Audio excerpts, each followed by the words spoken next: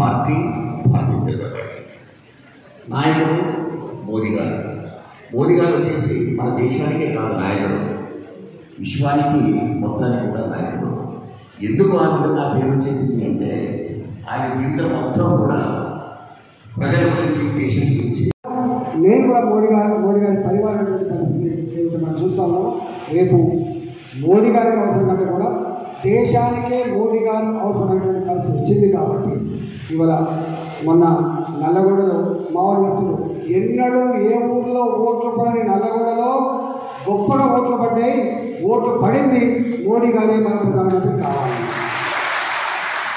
అందువల్ల అది పార్లమెంట్ అయినా, అసెంబ్లీ అయినా, రేపు కౌన్సిల్ అయినా కూడా, రేపు మళ్ళీ సర్పంచ్ అయినా, ఎక్కడైనా కూడా నిజాయితీగా, ధర్మంగా ఈ దేశాన్ని నడపగలిగి రేపు ఈ రాష్ట్రం నడపగలిగినటువంటి శక్తి బీజేపీ మాత్రం ఉంది. కాబట్టి పార్టీ గుర్తులు లేకపోవచ్చు, కానీ తప్పకుండా ఇవాళ ప్రేమేందర్ రెడ్డి 40-42 సంవత్సరాలుగా నమ్మిన సిద్ధాంతం కోసం, ఎత్తిన జెండా కోసం పాటుపడుతున్న వ్యక్తి. కాబట్టి ఇలా మేధావులుగా నల్లగొండ జిల్లా, ఖమ్మం, వరంగల్ ఉన్నటువంటి మేధావులారా, ఉద్యోగులారా, ఇలా రిటైర్డ్ ఉద్యోగులారా, మీరందరూ కూడా ఆలోచనపరమైన డిబేట్ చేయండి, ఆచరణ చూసే ప్రయత్నం చేయాలని చెప్పబోతున్నా.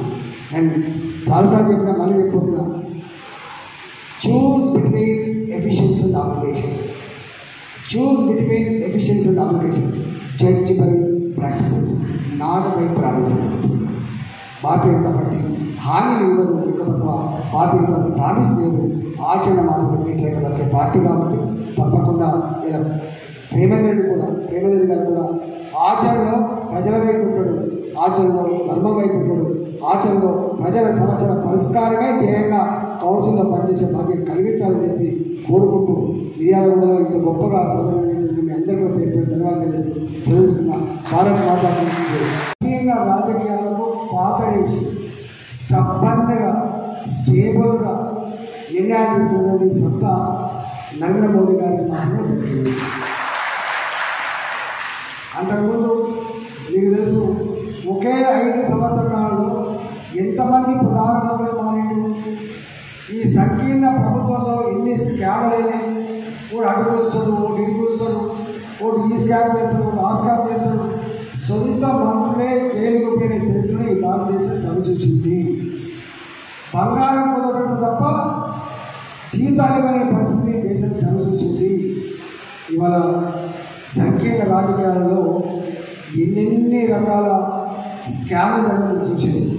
కోవిడ్ స్కామ్ సంకీర్ణ రాజకీయాల్లో జరిగింది, 2G స్కామ్ సంకీర్ణ రాజకీయాల్లో జరిగింది, బోఫర్ స్కామ్ సంకీర్ణ రాజకీయాల్లో జరిగింది. అంటే ఏ స్కామ్ జరిగినా కూడా సంకీర్ణ రాజకీయాలు దేశాన్ని పాలిస్తున్నప్పుడు దాని నాయకత్వం వహించినటువంటి పార్టీ మేజర్గా కాంగ్రెస్ పార్టీ అయినప్పటికీ ఇవాళ పాలించడంలో విఫలమై అనేక రకాల స్కామ్లు జరిగినాయి. ఇవాళ భారత జాతి తలెత్తుకునే పరిస్థితి ఉన్నాం. కానీ మోడీ గారు వచ్చిందట సంకీర్ణ రాజకీయాలు అవసరం లేకపోయినప్పటికీ కూడా, మోడీ గారికే సంపూర్ణ అధికారాన్ని కట్టబెట్టినప్పటికీ కూడా అన్ని పార్టీలను కలుపుకుంటూ ఇవాళ ఎక్కడ ఒక స్కామ్ లేకుండా, ఈ 10 సంవత్సరాలలో ఒక స్కామ్ లేకుండా, సగటు భారత పౌరుడు తరలించుకోకుండా గల్లెగరేసి మా ప్రధానమంత్రి నరేంద్ర మోడీ, మా ప్రభుత్వం, మోడీ గారి ప్రభుత్వం, భారతీయ జనతా పార్టీ ప్రభుత్వాన్ని చెప్పినటువంటి స్థాయికి ఈ దేశం ఎదిగిన వల్ల వాస్తవం మాట్లాడాలి, ఆలోచించాలని చెప్పి. సంపదకు ఓనర్లు, ఈ రాష్ట్ర ఖజానాకు ఓనర్లు ప్రజలు మాత్రమే తప్ప ముఖ్యమంత్రి కాదు. మూడోది ఏంటంటే, హామీలు ఏవైనా ఇచ్చే అధికారం ఉంటుంది, కానీ హామీలు అమలు చేయకపోతే బండకేసిపోతున్న విషయం మర్చిపోవాలి. అమలయ్యే హామీలు ఇవ్వాలి తప్ప అమలు కానీ హామీలు ఇవ్వాలి. ఇవాళ Congress party 6 guarantee, Warangal declaration, Khammam declaration, Nalgonda declaration, ఓ జిల్లాలో మహిళల గురించి, ఓ జిల్లాలో రైతుల గురించి, ఓ జిల్లాలో యువకుల గురించి డిక్లరేషన్ చేసి 6 గ్యారెంటీలు, 66 హామీలు, 420 రకాల పనులు ఇన్ని చేశారు. కానీ 6 నెలలు గడిచినప్పటికీ కూడా ఒక్క హామీ అమలు కావట్లేదు. ఎక్సెప్ట్ ఆర్టీసీ బస్సులలో మహిళలకు ఉచిత ప్రయాణం తప్ప ఏ ఒక్క హామీ కూడా అమలు కావట్లేదు. ఎన్నికల ముందు మేనిఫెస్టోలో రాసుకున్న, ఎన్నికల ముందు హామీలు ఇచ్చిన, నేను ముఖ్యమంత్రి అయిన తర్వాత మా పార్టీ అధికారంలోకి వస్తే 24 అవర్స్లో సంతకం చేస్తానని రేవంత్ రెడ్డి 6 నెలలు గడిచిపోయినప్పుడు కూడా ఎన్నికల పడ్డాడు. ఎందుకు మాట్లాడుతున్నామంటే కేసీఆర్ గారు ఇలాంటి హామీలు 2018లో ఇచ్చింది. 1,00,000 రూపాయలు రుణమాఫీ చేస్తా, నిరుద్యోగ యువకులకి నౌకరీ వచ్చేంత వరకు 3,600 రూపాయలు ఇస్తా, ఇలాంటి హామీలు ఇచ్చింది.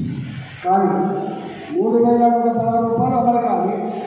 1,00,000 రూపాయల రుణమాఫీ అమలు చేయడానికి చేత కాకపోతే చతికల పడితే రేపు ఓట్లకు పోతే ప్రజలు రానియరని హైదరాబాద్లో ఉన్నటువంటి రింగ్ రోడ్ అమ్ముకుంటే వచ్చిన డబ్బు, హైదరాబాద్లో ఉన్నటువంటి భూములు అమ్ముకుంటూ వచ్చిన డబ్బు తీసుకుపోయి బ్యాంకులో కడితే వడ్డీకి సరిపోయింది తప్ప అసలు తీరలేదు. మరి నంబర్ 1 అని చెప్పే ముఖ్యమంత్రి సంపదకు కొదలేని రాష్ట్రంలో 4 సంవత్సరాలు వేసినప్పుడు కూడా 1,00,000 రూపాయల రుణమాఫీ తెలంగాణ కాకపోతే 2,00,000 రూపాయల రుణమాఫీ చేయగలుగుతాము. రేవంత్ రెడ్డి ఉండాలని ఇక్కడ సమస్య. అందువల్ల ఇవాళ హామీ ఇచ్చి 6 నెలలు కానీ ఇక్కడ కూడా 2,500 రూపాయలు మహిళలకు ప్రతి నెల అమలు ఇస్తానని చెప్పి 2,000 రూపాయల పెన్షన్ ఏం కర్మ 4,000 రూపాయలు ఇస్తానని చెప్పారు. ఇంతవరకు ఇవ్వలేదు. కొత్త పెన్షన్ ఇస్తా అని చెప్పారు, కొత్త పెన్షన్ ఇవ్వలేదు. చివరికి రూపాయి ఖర్చు కానీ రేషన్ కార్డు కూడా ఇప్పుడు ఇవ్వలేదు. అంటే ఎంత మోసం చేసిందో మనకు అర్థం కాదు. కాబట్టి ఇక్కడ పోటీ 52 మంది ఉన్నప్పటికీ కూడా పోటీ మూడు పార్టీలు అవుతుంది. ఒకటి బీఆర్ఎస్ పార్టీ, అది కూడా ఇప్పుడు లేదు. రెండోది కాంగ్రెస్ పార్టీ, ఇప్పటికే ఇచ్చిన హామీలు అమలు చేయడం ఉంది. ఈ ఇచ్చిన హామీల అమలు